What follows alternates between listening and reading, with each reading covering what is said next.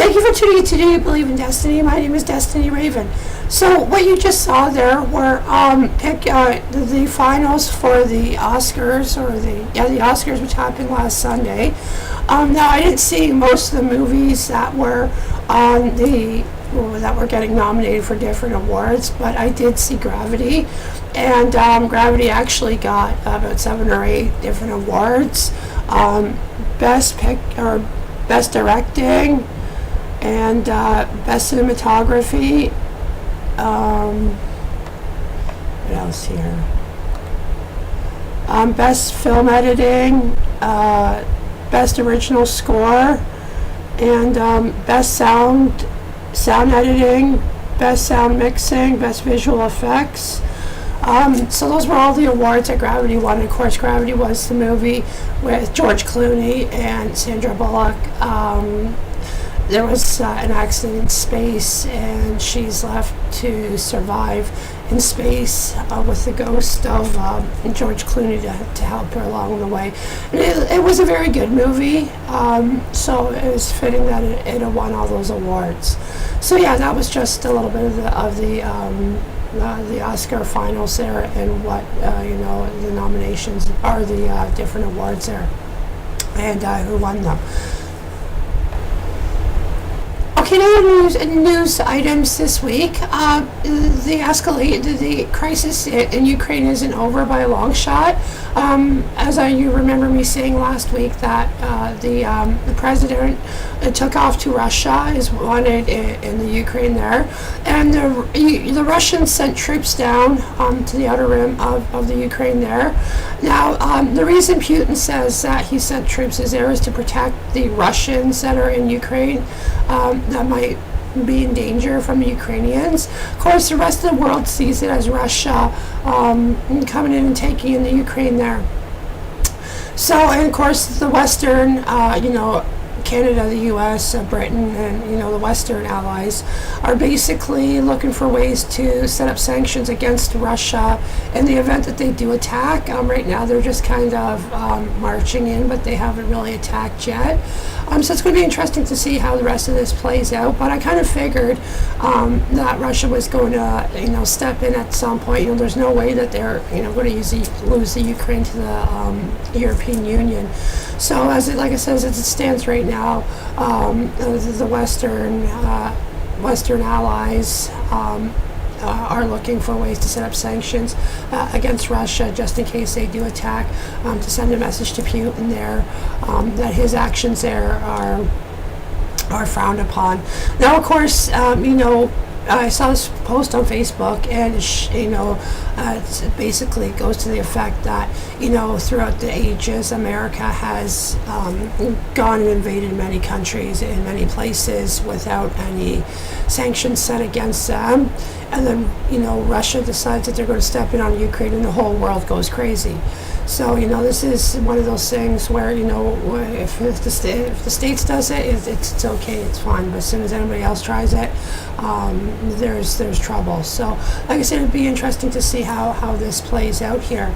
And in Canadian news, so the one big thing right now that's in Canadian politics is actually the Fair Elections Act, which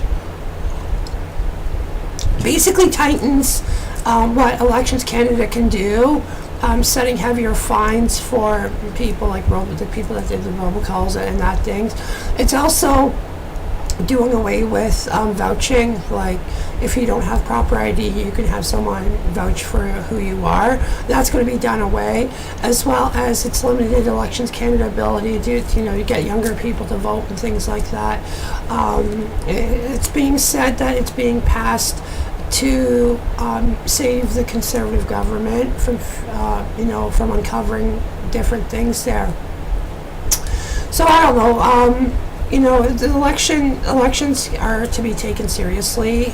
It's for the elections of our government. And, there should be strict policies for people that violate, that try to sway a vote or anything like that. And of course, the upcry in this one is that the Constitution is being taken away. And if you don't have the proper ID, you won't be able to vote and things like that. It's kind of toss up for me on that one. I do see that there needs to be strict guidelines in Elections Canada. but limiting elections, Canada's ability to get younger people to vote needs to stop. So this is a bill that's going to be passed, and now we're heading into elections, I believe it is next year, for the federal government. So that's one big thing here that's been in Canadian politics. And in other local news here, Shawn Brant, who is on the Mohawk Native territory, has been setting up a blockade in Shannonville there, messing up traffic on that end of, at that end of the town there. Basically, he's protesting. He's saying that there's lots of Aboriginal women that are murdered, that the police, that the government isn't willing to help track down killers and things like that. And so he decides that, setting up a roadblock, blocking traffic into Shannonville and out of Shannonville and slowing things down for people is going to make the government act faster. Well, it's not. The government already says they're looking into this, and what he's doing is really just pissing people off, from everybody from fellow Mohawk members to the general population there. I was reading on Facebook, there was a store owner there in Shannonville who is not happy with this because he's lost about 30% of his business due to this. And as he says, and he's right, if there's a general problem, there's a grievance there, it needs to be taken to Parliament Hill, and not blocking off a highway and pissing people off. That's not how if you got a protest, take it to Parliament Hill. That's where you're going to be seen. Here you're just, well, let's face it, you're not going to be really noticed. And in the grand scheme of things, it's making a bit of a headache and making some of the businesses in Shannonville lose their business a bit, but it's not going to accomplish a whole lot. So, and he's he's all about the getting the government to look into these murders and things like that, but it makes you wonder how many of those women were beaten and murdered by their Indian husbands, boyfriends, family. That's not uncommon on the reserve there. So maybe they need to start looking inside the reserve as well for answers to these crimes. So that's that's all I have to say about that subject here. Okay, so two last pieces of news I wanted to talk about today was, first of all, last week in Mississippi, a man was, they thought he was dead, so, they came and they got his body, sent it to the funeral home. And what a shock the funeral home members had when they started embalming the gentleman the next day, and he was kicking, they were going to bomb him the next day. They opened this bag and they saw him kicking. He was alive. Now what had happened was his pacemaker had stopped, so he was pronounced clinically dead. So of course, they came and they picked him up, ready to embalm him, and he's alive. So I bet his family's really happy, that he's alive and he's not dead. And it's going to, I guess, make them want to check the pacemaker there. But I thought that was a very creepy but interesting but good ending story there. And lastly, we all remember Vince Lee, the guy in Winnipeg who decapitated his seatmate while he was sleeping, is being allowed 6 years later to go on trips unattended. He got found that he was, criminally not responsible for doing that. And of course, we all know this is a crock of shit. It seems like nowadays, you commit a murder, you do something bad, oh, I'm not criminally responsible, I'm insane, I'm this, I'm that. I don't care if you're mentally ill, I don't care what the situation is, you still murdered someone, you still murdered someone's son, their, partner, who knows? You snuffed out somebody's life, and to just be, thrown in a mental institution saying, oh yeah, I'm criminally insane. I thought that was BS, and it's, I think, even more BS that he's being allowed out on unsupervised visits in the public. Now his psychiatrist said, he built a relationship with this guy, and that, he doesn't feel like he's going to offend again, so what if he does? If he was able just to do that, what's going to make him stopping from offending again, So, like I said, I think, mentally ill, you are still responsible for what you do, plain and simple. And of course, there's another case here in the county. This guy here murdered his mother, and the psychiatrist is like, oh, he's not mentally capable. He didn't know he was killing his mother. Well, you killed your own mother. I think, quite honestly, these two people should be given harsher sentences because they murdered people, and they're just using the whole mentally ill thing as a mask for it. And you see that time and time again, people that are being excused because of their mental illness. That's no excuse at all. So that's just all I wanted to bring about in news and in different things that's been happening in Canada and around the world here.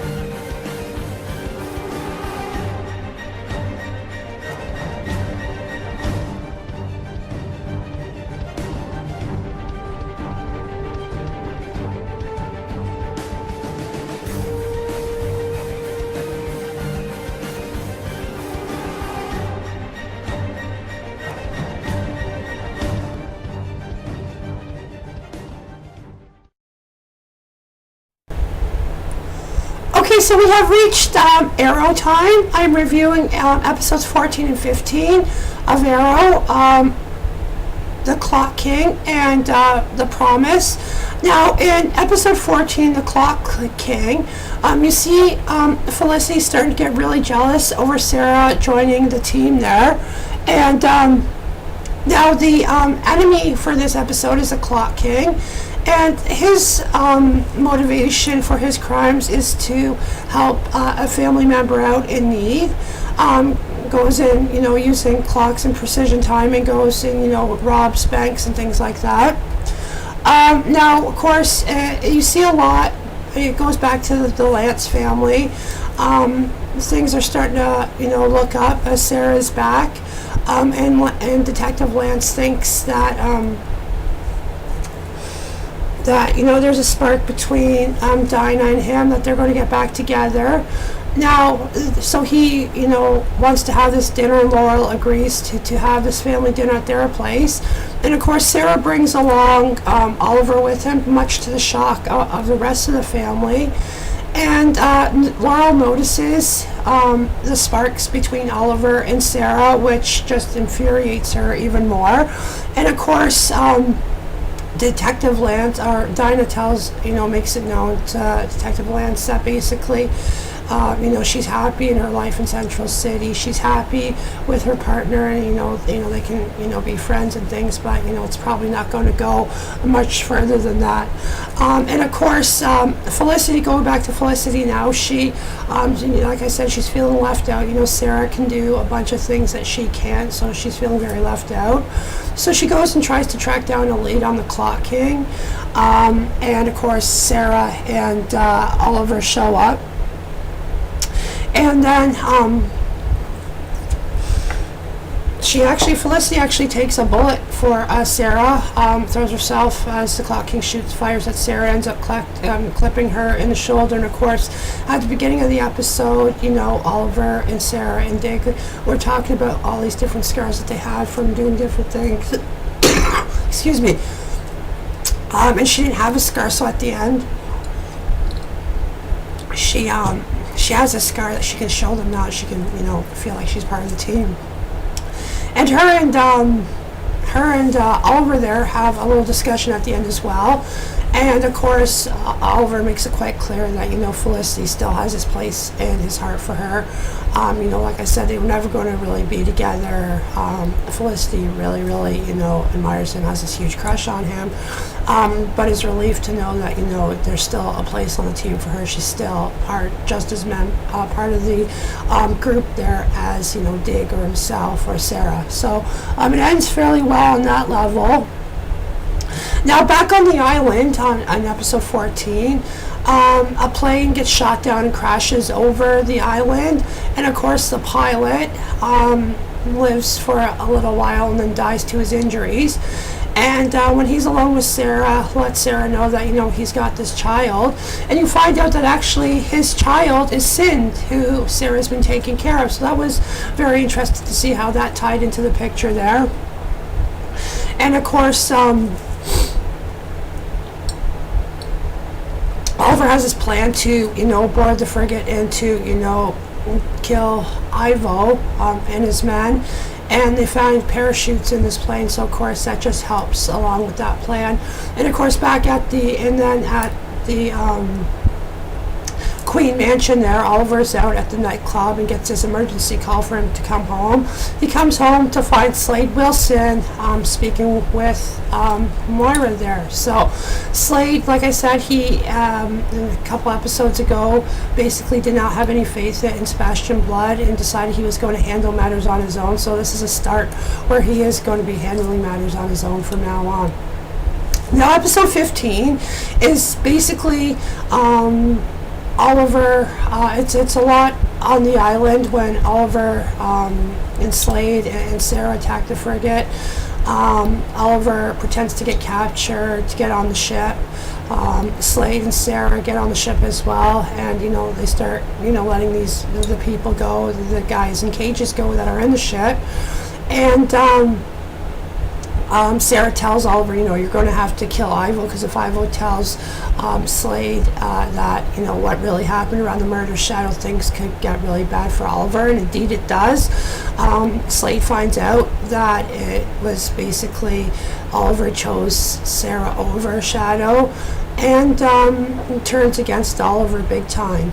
Now, of course, we also see Slade at the Oliver family, at the Queen family home, wooing Oliver's mom, and then Thea comes in and doing the same with Thea there. So and then at the end, Oliver, Moira doesn't like the way that he was treating Slade and says, if you don't act like that, then don't bother coming home.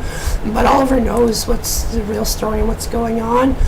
So this is definitely, we see Slade was going to come in, and he's already starting to bring down Oliver.